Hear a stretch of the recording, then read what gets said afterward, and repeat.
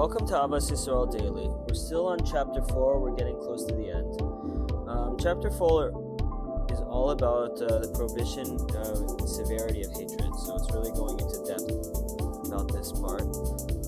We're on the last part. It's called Achdus Saves Lives.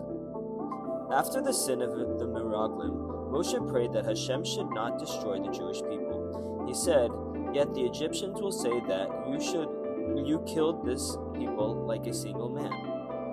Panim Yafos explains, Moshe was telling Hashem that since they were united like one man, there is unity among them, so they should not be destroyed, even though they had sinned greatly. Similarly, the Gemara, Megillah, Daf 13b, quotes the verse that Haman told Achashverosh, "There is one nation," and comments that no one knew how to slander as skillfully as Haman. The Shlach HaKadosh explains that the Gemara is referring to the end of the verse, in which Haman says about the Jews, "scattered abroad and dispersed among the peoples," meaning that there is a dissension among them. What did Esther do? She commanded the Jewish people to congregate as one and pray to Hashem to annul the decree. Because when the Jewish people are unified, they can be saved from the worst decrees. The Chassam Sofer shares a powerful mashal to illustrate this point. A person fell ill with a life-threatening sickness. He went to the doctor, who was able to heal him only through bloodletting.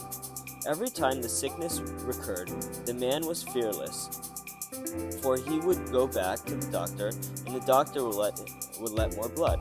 However, at one visit, the doctor was compelled to let so much blood that the person's heart and veins failed.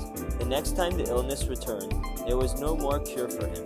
So too, when the Jewish people sin, even if countless times, as long as there is unity among them, there is hope.